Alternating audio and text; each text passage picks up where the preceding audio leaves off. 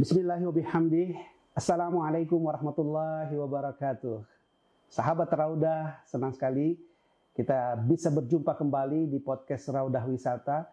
Dan seperti Anda yang mungkin sudah menyaksikan 4 episode sebelumnya, bahwa kita punya tamu khusus, Al-Mukarram Bapak Haji Asrul Aziz Taba. Assalamualaikum warahmatullahi wabarakatuh, Pak Asrul. Waalaikumsalam warahmatullahi wabarakatuh, Pak Ustadz. Apa Semoga kabar? sehat walafiat. Alhamdulillah. Alhamdulillah. Ya. Bukan main, 4 kali pertemuan dan ada banyak sekali pelajaran yang kami bisa petik dari pengalaman-pengalaman Pak Asrul sejak tahun 81 menginjakkan kaki ke Tanah Suci Mekah, 82 kemudian mengajak keluarga. Dan perjalanan menuju pendirian Raudah Eksati Utama. Pada episode sebelumnya Pak Asrul menceritakan bahwa bukan hanya Bapak, Ibu juga, Haji Andi Tuti Malewai, kemudian putra-putri Bapak semua sudah pernah berangkat ke Tanah Suci bersama 3 utama, selain sebagai jamaah juga mendapatkan pengalaman-pengalaman bagaimana melayani tetamu Allah. Kiranya itu mungkin yang menjadi rentetan perjalanan sampai akhirnya memang sudah seharusnya lahir sebuah travel umroh haji yang akhirnya diberi nama dengan Raudah Eksati Utama. Nah, sebelum sampai kepada tahun pendirian Raudah Eksati Utama, ada jeda waktu tahun 82 sampai 95 kalau nggak salah 95, ya Pak ya. Berarti ada 13 tahun. Apa aktivitas Bapak pada saat itu? Pengalaman apa yang bisa kami petik? Baik Pak Ustadz, jadi seperti yang saya sampaikan bahwa saya berangkat haji bersama istri almarhumah dan ibu mertua saya dan ibu kandung saya. Mereka bertiga sudah lebih mendahului kita semua. Jadi mudah-mudahan amal ibadah yang kuburannya laksanakan selama ini bersama-sama saya itu mendapatkan imbalan yang setimpal dari Allah Subhanahu wa taala. Dan sekarang dia sudah berada di tempat yang terbaik. Kita kirimkan doa untuk mereka semua insyaallah. Mohon bantuan Pak Ustadz, mohon bantuan para jamaah sekalian, karena memang keberadaan Raudah Wisata tidak bisa melepaskan daripada mereka-mereka yang selama ini bersama-sama saya. Bahkan saya ingin menyampaikan juga bahwa selama bersama 3 utama, bukan cuma istri anak yang ikut membantu, bahkan saya sudah pernah juga membawa bapak saya. Ya. Saya kira Pak Ustadz tahu bapak saya adalah seorang militer. Betul. Dan pengalaman hidupnya saya tidak boleh pungkiri bahwa memang bapak saya itu memiliki banyak istri, sehingga saya banyak bersaudara dari bapak saya. Dan pada suatu kesempatan, karena saya sudah selalu bersama-sama 3 utama, sejak 86 atau 87 mulai bersama 3 utama, saya bisa bawa mereka semua gitu loh. Karena banyak kemudahan ya. Dan saya kira itu ya, meskipun Pak Ande itu sahabat dan teman saya, tapi kan tidak gampang dia mengatakan boleh anak kamu ikut, boleh istri, bahkan bapak kamu boleh ikut, kan tidak semudah itu. Tapi saya mengatakan seperti pengalaman saya, semua mereka bisa ke sana karena panggilan Allah Subhanahu wa taala. Ada satu hal sedikit yang tidak mungkin tidak ada kaitannya dengan itu waktu saya bawa bapak saya. Karena terus terang saya merasa sebagai anak yang tertua dari bapak saya merasa bahwa takut-takut aja saya itu bapak saya, karena sering kawin. Orang yang punya banyak istri tentu sering menyakiti hati perempuan. Secara otomatis perasaan saya takut kalau dia itu mendapatkan apa yang dia lakukan di Unity, dia dapatkan itu di sana gitu. Sehingga ketika saya lebih dulu berangkat ke Tanah Suci sebagai petugas ini, beliau berangkat bersama jamaah. Dan sebelum beliau tiba di sana, saya minta pada Ustadz Nur kalau saya tidak salah, kemudian beberapa mutawif saya panggil, tolong kalau bapak saya tiba tawaf tolong dikawal gitu loh. Saya sendiri tidak ikut mengawal gitu loh. Mohon maaf nih Pak Asrul, ini para pemirsa juga dan sahabat Raudah perlu mengetahui bahwa almarhum Haji Aziz Taba, beliau adalah pelaku sejarah, beliau adalah militer yang juga banyak sekali kiprahnya, terutama di Indonesia bagian timur, di Sulawesi Selatan, sehingga ya karena dari satu tempat ke tempat lain barangkali itu menjadi latar belakang saya kenapa kira itu. sampai satu tempat ada lagi istri di sini. Iya, ada. Dan ini pernah saya tanyakan pada beliau. Iya. Nasihat beliau kepada saya, kamu sudah lihat apa yang baik dan apa yang tidak baik dari saya. Sebagai orang tua, saya minta kamu ikuti yang baik, yang tidak baik jangan ikuti. Itu nasihat yang paling berharga dari beliau. Iya. Walau jadi dia tahu bahwa mungkin pengalaman hidupnya tidak terlalu baik. Nah, sebagai anak dia minta saya melihat mana yang baik, mana yang tidak baik. Jadi sempat saya bawa dia pada waktu itu. Nah, Pak Asrul, kan di episode sebelumnya kita sudah berbagi betapa banyak pengalaman bahwa Tanah Suci adalah tempat yang memang kita tidak tahu, banyak sekali kejadian yang seolah-olah membalas kita secara spontan. Ketakutan itu yang rupanya ada pada Pak Asrul terhadap Bapak sehingga dititip ke kenapa saya merasa penting menceritakan ini, sehingga ketika beliau dari Jeddah, saya di Mekah, saya sudah persiapkan orang-orang untuk mengawal beliau tawaf. Jadi Ustadz Nur, kemudian ada 4 Ustadz Nur Iskandar kan? Iya, bukan Nur Ahmad. Yang tiga utama yang kecil itu. Ya, kecil. Khusus mengawal beliau, dan saya sendiri tidak berani ikut mengawal ketika itu mengawal beliau, dan ketika selesai tawaf, alhamdulillah sampai di hotel dia senang, merasa setelah tawaf nih. Setelah tawaf, berlalu aja itulah. Dan kemudian sampai perjalanan ibadah haji, dia ketika di Mina juga ada yang aneh dia.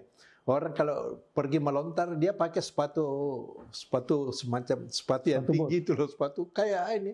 Perlente sekali dia pergi. Saya bilang enggak usah pakai sendal, enggak, saya pakai gitu. Jadi trendy sekali dia pergi melontar. Dan tetap saya minta ada yang mengawal beliau sampai selesai penyelenggaraan haji. Pada tahun itu saya sudah lupa tahun berapa beliau ikut, karena mulai kemudian dia panggil saya. Dia bilang, alhamdulillah haji saya nggak ada apa-apa, baik-baik aja. Artinya dia sepertinya mengatakan, kau mesti tahu bahwa kalau tahu salah saya karena banyak beristri dan segala macam, itu sudah ditegur oleh Allah. Iya, dan dia kan kamu lihat saya tidak. Memang beliau setiap dia dekat ada perempuan dia pasti kawinin. Artinya minta maaf, banyak tentara-tentara ketika itu kawin itu sesuatu yang tabu, tapi melakukan penyimpangan banyak gitu. Beliau mengatakan saya tidak ada apa-apa, baik aja kan. Semuanya sesuai syariat. Alhamdulillah saya tidak ada apa-apa. Ya, jadi itu yang saya tangkap dari beliau ketika itu. Itu pengalaman di antara itu, dan samping itu hampir tiap tahun lah, sejak tahun 86 mulai atau 87 terus sampai 94. Saya tidak pernah berhenti. Tiap tahun selalu umroh, belum banyak, belum. Bahkan saya belum pernah umroh di luar itu pada tahun itu. 94 saya masih ikut bersama Tiga Utama. Di situ mulai terintis Rauda itu sampai proses diam-diam yang dilakukan oleh almarhum, yang kemudian dia sampaikan pada saya, dipanggil notaris tanda tangan. Dan akhirnya pada tahun 95 izin PPU itu keluar dari Biro Perjalanan Wisata. Saat itu sudah 94. Kemudian 95 persis lagi, saya tidak tahu apakah ini kebetulan, tapi kita juga tidak sengaja. Maka izin pertama kita sebagai penyelenggara umrah itu keluar pada tanggal 22 Juni 1995. Dan itu adalah kelahiran saya. Tanpa sengaja sebenarnya. Kita jalan aja, belum haji. Persyaratan ketika itu dari pemerintah adalah orang yang dari PPU mau ke haji itu setelah 2 tahun ada pengalaman umroh dan segala macam. Jadi kita mulai dari umroh tahun 95. Kemudian jalan lah. Ya 97 alhamdulillah. Mohon maaf nih Pak Asrul, pada saat itu sudah bendera Raudah X1. Iya, saya terakhir di 95 saya masih diminta oleh Tiga Utama membantu. Tapi 95 di antara itu saya tidak berangkat haji. Tapi saya membantu Pak Ande untuk mempersiapkan petugas-petugas. Tiga Utama punya kebiasaan setiap mau haji mengumpulkan semua petugas, di training, diberi penjelasan, dan saya masih ikut dalam kegiatan itu untuk memberikan petunjuk-petunjuk dan arahan kepada segenap petugas dan sekarang. Tapi saya tidak ikut pada tahun 95 itu. Karena sudah tahu bahwa ada travel, tidak enak buat saya. Tapi Raudah sudah mulai memberangkatkan jamaah? Belum pada waktu itu, karena baru umroh kan, umroh. 95 itu Juli. Nah, setelah itu saya lapor Pak Ande bahwa izin umroh kita sudah keluar. Dia bilang, kata kayaknya izin haji sulit. Saya bilang, ya biarin aja, kalau tidak ya umroh aja Pak, jalan. Saya tidak melihat beliau kecewa, tapi banyak petugas andalan beliau, tapi memang hubungan saya dengan Ande itu dekat. Dan saya anggap beliau juga banyak memberikan, nanti akan banyak falsafah-falsafah pelayanan yang sesungguhnya saya dapat dari beliau. Dan oleh itu ketika Raudah kita dirikan, maka kita menyebutnya pelayan tamu Allah. Karena itu yang selalu digunakan oleh tiga utama. Dan itu juga yang menjadi doktrin saya kepada anak-anak saya, bahwa dalam melayani, kamu adalah pelayan tamu Allah. Jangan pernah kecewakan jamaah, jangan coba kejar profit, tapi jamaah terhalang. Nah, 96 kita berangkatkan jamaah haji, 16 orang, pakai teman lain punya izin. Tapi saya melayani 16. Itu pengalaman pertama berangkat haji ke Tanah Suci. Tapi umroh sudah berulang kali kan? Umroh kan belum banyak pada waktu itu. Iya, rata-rata saya Raudah Wisata sudah memberangkatkan. Belum. 95 belum ada. Nanti setelah 96 itu kita kembali, baru kemudian kita mulai menjual umrah-umrah. Mohon maaf nih Pak Asrul, kita flashback lagi. Tanggal 2 Juli izin PPU. Izin PPU. Kemudian yang tanggal 9 November itu izin. 9 November itu izin haji. Izin haji. 97. Jadi 96 kita memberangkatkan jamaah haji, kurang lebih 1 bus barangkali. Seperti uji coba lah gitu ya. Uji coba, tapi saya menggunakan izin teman yang lain. Iya. Dan itu saya layani langsung sendiri. Persiapan hotel dan semacam. Pertama kali saya memberikan pelayanan. Baik. Satu hal yang menjadi pertanyaan saya. Kenapa diberi nama Raudah Eksati Utama? Ini 3 suku kata nih. Iya. Mungkin bisa berbagi nih. Jadi, filosofinya apa ini? Raudah sendiri itu dari almarhumah. Dia yang almarhumah Anituti ya. Raudah itu. Ini juga punya ini ketika saya lapor Pandi Sose, dia malah mengatakan, kenapa kamu pakai nama Raudah? Bebannya itu terlalu berat. Iya. Karena beliau pernah mendirikan enterprise dan dia jadikan Jarana. Dia sebut dengan nama Jarana Enterprise. Iya. Dan itu tidak berjalan. Dia bilang bebannya berat. Artinya mungkin beban mental atau beban membawa nama-nama suci seperti itu. Tapi itu sudah jadi pilihan. Nah, kemudian saya tambahlah karena memang diminta 3 suku kata kan pada waktu itu. Maka saya ambillah Eksati 3 utama, di mana sampai saat ini banyak orang yang salah menyebut. Ada yang menyebut Eka Sakti dan segala macam. Benar. Nah, Eksati itu sebenarnya minta maaf karena saya tahu bahwa saya selama ini bersama 3 utama, sehingga Eksati itu adalah merupakan singkatan yang saya pahami, yang saya bikin. X anak 3 utama. Jadi Eksati utama. Dari Eksati itu X anak 3 utama. Tapi itu hanya nama, Pak Ustadz. Dan what's the name ya? Ya, jadi Raudah Eksati utama. X anak 3 utama. Kan agak aneh itu Eksati. Apa sih itu Eksati? Iya, ada yang sebut Eka Sakti dan segala macam. Kebetulan ada selebriti Eksanti dulu. Iya, pokoknya macam-macam. Artinya Eksati itu bukan kata-kata yang lazim. Betul. Dia tidak, apa sih maknanya orang tidak tahu. Tapi saya sendiri mengatakan itu X anak 3 utama. Sebagai suatu ingatan saya bahwa apa yang saya lakukan ini adalah merupakan pengalaman dan pelajaran yang saya dapat selama bersama 3 tahun, mulai dari tahun 96 sampai dengan tahun 94 itu terakhir baru saya stop di 95 tidak lagi. Nah itu soal nama Pak Ustadz. Tapi saya mendengarkan selain itu katanya juga ada singkatan lain. Ya itu juga ketika sudah orang banyak ini, maka saya memberikan kasih tahu anak-anak saya makna lain itu adalah Eksati itu endapan kasih sayang Asrul dan Tuti. Masya Allah. Karena romantis mah. Ya itu memang alhamdulillah kehidupan kami. Betul Pak ya, bahwa kadang-kadang kita mengatakan what's the name, apa sih arti sebuah nama, tapi nama itu rupanya bisa menjadi sebuah trigger bagi kita untuk menjaga keutuhan. Dan memang sejak didirikan itu pengelolaan operasional lebih banyak dilakukan oleh almarhumah, dan kemudian setelah anak-anak ini selesai sekolah dia masuk situ. Oleh karena itu mungkin ada orang yang menganggap merupakan kesalahan saya melibatkan semua anak-anak dalam satu usaha ini, tapi saya anggap karena memang mereka juga selama ini sudah bersama-sama 3 utama, jadi mereka sudah punya tahu pengalaman semuanya. Sudah punya, jadi semua anak itu ada di dalam kegiatan operasional perusahaan Dan ini. bukan hanya sekedar terjun, tetapi ada educational background-nya, ada pendidikan yang rata-rata sudah Kalau dijalani. Lolo itu kebetulan sarjana ekonomi, Ya. tentu ada kaitannya sebagai manajemen.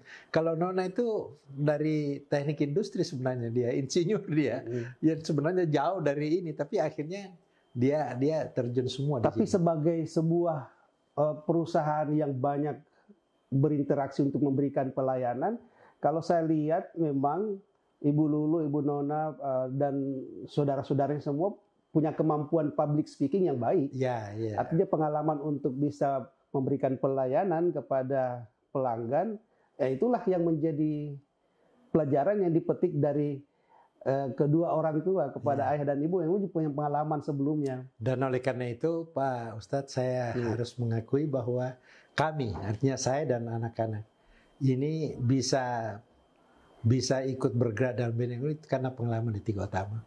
Tiga Utama sungguh-sungguh merupakan tempat kami di Gembleng, dan bahkan saya mengatakan sebenarnya Tiga Utama itu adalah sebuah pelopor dalam penyelenggaraan haji. Setuju. Haji Plus. Karena dulu kan penyelenggaraan haji oleh pemerintah. Tiga Utama lah yang memulai sampai kemudian diformalkan. Sekarang travel yang ada semua itu adalah anak cucu yang sudah pernah belajar dari banyak sana, ya. dari Betul. teman-teman saya yang pernah bertugas di Tiga Utama punya travel yang luar biasa. Dan memang ketika travel ini didirikan dan jadi, saya hanya pesan pada almarhumah, jangan kamu masuk ke pasar orang-orang yang memang selama ini ikut bersama Tiga Utama. Bentuk pasar baru aja gitu loh. Jadi tidak pernah bekas-bekas jamaah Tiga Utama yang saya layani itu saya panggil untuk ikut sama kita, tidak ada. Normal aja mereka mencari jamaah.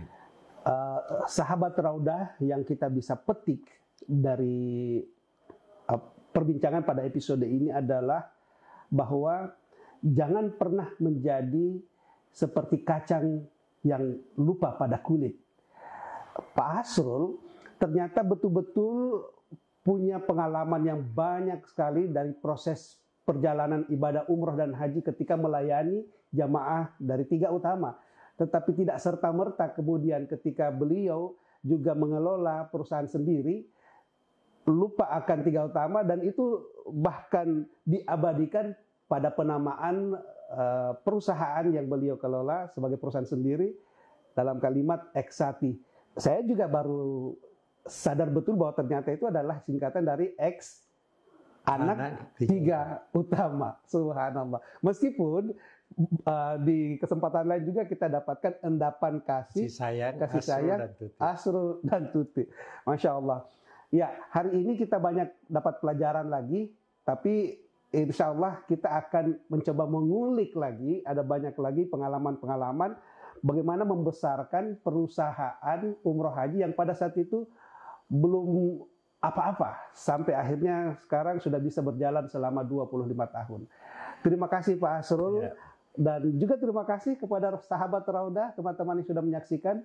Kalau ada hal yang ingin dikomentari, jangan sungkan untuk bisa mengomentari di kolom komentar di setiap media sosial Raudah Wisata. Hadanallahu wa iyyakum ajmain wal afu minkum. Assalamualaikum warahmatullahi wabarakatuh.